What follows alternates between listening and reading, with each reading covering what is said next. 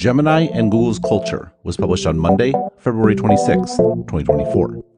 Last Wednesday, when the questions about Gemini's political viewpoint were still limited to its image creation capabilities, I accused the company of being timid. Quote, "Stepping back, I don't, as a rule, want to wade into politics, and definitely not into culture war issues. At some point, though, you just have to state plainly that this is ridiculous. Google specifically, and tech companies broadly, have long been sensitive to accusations of bias. That has extended to image generation, and I can understand the sentiment in terms of depicting theoretical scenarios. At the same time, many of these images are about actual history. I'm reminded of George Orwell in 1984. Every record has been destroyed or falsified. Every book has been rewritten. Every picture has been repainted. Every statue and street and building has been renamed. Every date has been altered. And that process is continuing day by day and minute by minute. History has stopped.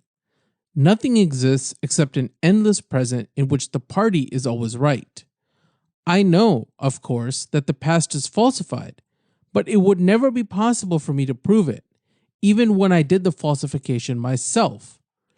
After the thing is done, no evidence ever remains. The only evidence is inside my own mind, and I don't know with any certainty that any other human being shares my memories." Even if you don't want to go so far as to invoke the political implications of Orwell's book, the most generous interpretation of Google's over-aggressive RLHF of their models is that they are scared of being criticized. That, though, is just as bad. Google is blatantly sacrificing its mission to, quote, "organize the world's information and make it universally accessible and useful," end quote, by creating entirely new realities because it's scared of some bad press. Moreover, there are implications for business. Google has the models and the infrastructure, but winning in AI, given their business model challenges, will require boldness. This shameful willingness to change the world's information in an attempt to avoid criticism reeks, in the best case scenario, of abject timidity, end quote. If timidity were the motivation, then it's safe to say that the company's approach with Gemini has completely backfired. While Google turned off Gemini's image generation capabilities, its text generation is just as absurd. Nate Silver tweeted, "I was able to replicate this. They need to shut Gemini down. It is several months away from being ready for prime time. It is astounding that Google released it in this state." Frantastic7 also tweeted about the same prompt, "Every single person who worked on this should take a long hard look in their mirror. Absolutely appalling." That is just one example of many. Gemini won't help promote meat, write a brief about fossil fuels, or even help sell a goldfish. It says that effective accelerationism is a violent ideology, that libertarians are morally equivalent to Stalin, and insists that it's hard to say what caused more harm, repealing net neutrality or Hitler. Some of these examples, particularly the Hitler comparisons, or Mao versus George Washington, are obviously absurd and downright offensive. Others are merely controversial. They do, though, all seem to have a consistent viewpoint. Nate Silver, in another tweet, labeled it, quote, "the politics of the median member of the San Francisco Board of Supervisors," end quote. Needless to say, overtly expressing those opinions is not timid, which raises another question from Silver. Gemini is behaving exactly as instructed. Asking it to draw different groups of people, for example Vikings or NHL players, is the base case, not an edge case. The questions are all about how it got greenlit by a $1.8 trillion market cap company despite this incredibly predictable behavior. In fact, I think there is a precedent for Gemini. Like many comparison points for modern-day Google, it comes from Microsoft. Microsoft and the Curse of Culture. From Neowin in 2010. Microsoft workers celebrated the release to manufacturing of Windows Phone 7 by parading through their Redmond campus on Friday with iPhone and BlackBerry hearses. Employees dressed up in fancy dress and also modified cars to include Windows Phone branding. Aside from the crazy outfits, the workers made fake hearses for giant BlackBerry and iPhone devices. Employees cheekily claimed they had buried the competition with Windows Phone 7. This was, to be clear, insane. I wrote about the episode in 2013's The Curse of Culture. It's been 8 years, so I hope you'll allow me a particularly long excerpt. Quote, "As with most such things, culture is one of a company's most powerful assets right until it isn't. The same underlying assumptions that permit an organization to scale massively constrain the ability of that same organization to change direction. More distressingly, culture prevents organizations from even knowing they need to do so. From Edgar Schein's Organizational Culture and Leadership. Basic assumptions, like theories in use, tend to be non-confrontable and non-debatable, and hence are extremely difficult to change. To learn something new in this realm requires us to resurrect, re-examine, and possibly change some of the more stable portions of our cognitive structure. Such learning is intrinsically difficult because the re-examination of basic assumptions temporarily destabilizes our cognitive and interpersonal world, releasing large quantities of basic anxiety. Rather than tolerating such anxiety levels, we tend to want to perceive the events around us as congruent with our assumptions, even if that means distorting, denying, projecting, or in other ways falsifying to ourselves what may be going on around us. It is in this psychological process that culture has its ultimate power. Probably the canonical example of this mindset was Microsoft for the launch of the iPhone. It's hard to remember now, but no company today comes close to matching the stranglehold Microsoft had on the computing industry from 1985 to 2005 or so. The company had audacious goals: a computer on every desk and in every home running Microsoft software, which it accomplished and then surpassed. The company owned enterprise back offices as well. This unprecedented success changed that goal, originally an espoused belief, into an unquestioned assumption that of course all computers should be Microsoft powered. Given this, the real shock would have been then CEO Steve Ballmer not laughing at the iPhone. A year and a half later, Microsoft realized that Windows Mobile, their current phone OS, was not competitive with the iPhone and began work on what became Windows Phone. Still, unacknowledged cultural assumptions remained. One, that Microsoft had the time to bring to bear its unmatched resources to make something that might be worse at the beginning but inevitably superior over time. And two, that the company could leverage Windows' dominance and their Office business. Both assumptions had become cemented in Microsoft's victory in the browser wars and their slow-motion takeover of corporate data centers.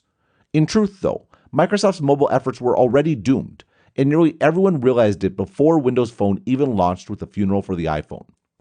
Steve Ballmer never figured it out. His last acts were to reorganize the company around a one Microsoft strategy centered on Windows, and to buy Nokia to prop up Windows Phone. It fell to Satya Nadella, his successor, to change the culture, and it's why the fact his first public event was to announce Office for iPad was so critical. I wrote at the time, "This is the power CEOs have. They cannot do all the work, and they cannot impact industry trends beyond their control. But they can choose whether or not to accept reality, and in so doing, impact the worldview of those they lead." Microsoft under Nadella's leadership has, over the last 3 years, undergone a tremendous transformation, embracing its destiny as a device-agnostic service provider. Still, it is fighting the headwinds of Amazon's cloud, open-source tooling, and the fact that mobile users had 6 years to get used to a world without Microsoft software.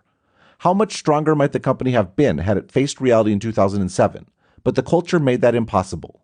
End quote. Google is not in nearly as bad of shape as Microsoft was when it held that funeral. The company's revenue and profits are as high as ever, and the release of Gemini 1.5 in particular demonstrated how well placed the company is for the AI era. The company not only has leading research, it also has unmatched infrastructure that enables entirely new and valuable use cases. That, though, makes the Gemini fiasco all the more notable. Don't be evil. The questions around Google and AI have, to date, been mostly about business model. In last year's AI in the Big Five, I talked about how Kodak invented the digital camera, but didn't pursue it because of business model reasons, and made the obvious analogy to Google's seeming inability to ship. Quote, "Google has long been a leader in using machine learning to make its search and other consumer-facing products better, and has offered that technology as a service through Google Cloud. Search, though, has always depended on humans as the ultimate arbiter. Google will provide links, but it is the user that decides which one is the correct one by clicking on it. This extended to ads. Google's offering was revolutionary because instead of charging advertisers for impressions, the value of which was very difficult to ascertain, particularly 20 years ago, it charged for clicks. The very people advertisers were trying to reach would decide whether their ads were good enough. That, though, ought only increase the concern for Google's management that generative AI may, in the specific context of search, represent a disruptive innovation instead of a sustaining one. Disruptive innovation is, at least in the beginning, not as good as what already exists. That's why it is easily dismissed by managers who can avoid thinking about the business model challenges by, correctly, telling themselves that their current product is better. The problem, of course, is that the disruptive product gets better, even as the incumbent's product becomes ever more bloated and hard to use. And that certainly sounds a lot like Google Search's current trajectory. End quote. Google has started shipping, and again, Gemini 1.5 is an incredible breakthrough. The controversy over Gemini, though, is a reminder that culture can restrict success as well. Google has its own unofficial model, Don't Be Evil, that founder Larry Page explained in the company's S1. Don't be evil. We believe strongly that in the long term, we will be better served as shareholders and in all other ways by a company that does good things for the world, even if we forego some short-term gains. This is an important aspect of our culture and is broadly shared within the company.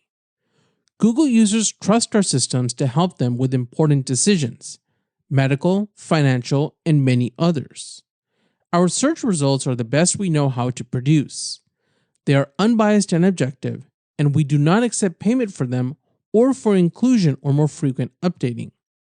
We also display advertising, which we work hard to make relevant, and we label it clearly. This is similar to a newspaper, where the advertisements are clear and the articles are not influenced by the advertiser's payments. We believe it is important for everyone to have access to the best information and research, not only to the information people pay for you to see. Google has by and large held to that promise, at least as defined by Page. The company does not sell search result placement. Of course, the company has made ads look more and more like organic results, and crammed ever more into the search results page, and squeezed more and more verticals. But while there are always whispers about what is or isn't included in search, or the decisions made by the algorithm, most people still trust the product, and use it countless times every day. One does wonder, though, if the sanctity of search felt limiting to some inside of Google. In 2018, a video leaked of an all-hands meeting after the 2016 election, where Google executives expressed dismay over the results. The footage was damaging enough that Google felt compelled to issue a statement. At a regularly scheduled all-hands meeting, some Google employees and executives expressed their own personal views in the aftermath of a long and divisive election season. For over 20 years, everyone at Google has been able to freely express their opinions at these meetings. Nothing was said at that meeting, or any other meeting, to suggest that any political bias ever influences the way we build or operate our products. To the contrary, our products are built for everyone, and we design them with extraordinary care to be a trustworthy source of information for everyone, without regard to political viewpoint. Perhaps this seemed to some employees to be an outdated view of the world.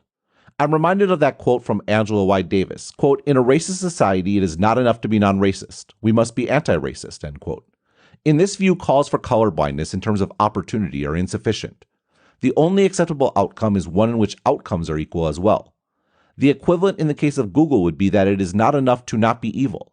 One must be anti-evil as well. The end result is that just as Microsoft could, shielded by years of a Windows monopoly, delude themselves into thinking they had an iPhone killer, Google could, shielded by years of a search monopoly, delude themselves into thinking they had not just the right, but the obligation to tell users what they ought to believe. After Gemini. As I noted in the excerpt, I very much tried to avoid politics on Stratechery. I want to talk about business models and societal impact, and while that has political implications, it doesn't need to be partisan. For example, I think this piece about the 2016 election holds up very well, and isn't partisan in the slightest. AI, though, is increasingly giving all of us no choice in the matter. To that end, my article last fall about the Biden executive order, attenuating innovation, was clearly incomplete. Not only must we keep in mind the potential benefits of AI, which are massive, but it is clearly essential that we allow open source models to flourish as well. It is Google or OpenAI's prerogative to train their models to have whatever viewpoint they want. Any meaningful conception of freedom should make space for an open market of alternatives, and that means open source. Secondly, it behooves me, and everyone else in tech, to write articles like the one you are reading. The politics of the median member of the San Francisco Board of Supervisors has had by far the loudest voice in tech because most people just want to build cool new things, or write about them, without being fired or yelled at on social media. This does, though, give the perception that tech is out of touch or actively authoritarian. I don't think that's true, but those of us who don't want to tell everyone else what to think do, paradoxically, need to say so. The biggest question of all, though, is Google. Again, this is a company that should dominate AI, thanks to their research and their infrastructure. The biggest obstacle, though, above and beyond business model, is clearly culture. To that end, the nicest thing you can say about Google's management is to assume that they, like me and everyone else, just want to build products and not be yelled at. That, though, is not leadership. Shine writes, When we examine culture and leadership closely, we see that they are two sides of the same coin. Neither can really be understood by itself. On the one hand, cultural norms define how a given nation or organizations will define leadership, who will get promoted, who will get the attention of followers. On the other hand, it can be argued that the only thing of real importance that leaders do is to create and manage culture, that the unique talent of leaders is their ability to understand and work with culture, and that it is an ultimate act of leadership to destroy culture when it is viewed as dysfunctional. That is exactly what Nadella did at Microsoft. I recounted in The End of Windows how Nadella changed the company's relationship to Windows, unlocking the astronomical growth that has happened under his watch, including the company's position in AI. Google, quite clearly, needs a similar transformation. The point of the company ought not be to tell users what to think, but to help them make important decisions, as Page once promised. That means, first and foremost, excising the company of employees attracted to Google's power and its potential to help them execute their political program, and return decision-making to those who actually want to make a good product. That, by extension, must mean removing those who let the former run amok, up to and including CEO Sundar Pichai. The stakes, for Google specifically and society broadly, are too high to simply keep one's head down and hope that the San Francisco Board of Supervisors magically comes to its senses. For more analysis like this, please like and subscribe and visit Stratechery.com and listen to the Sharp Tech Podcast. Also check out the Asianometry channel on YouTube to learn more about the technology changing our world.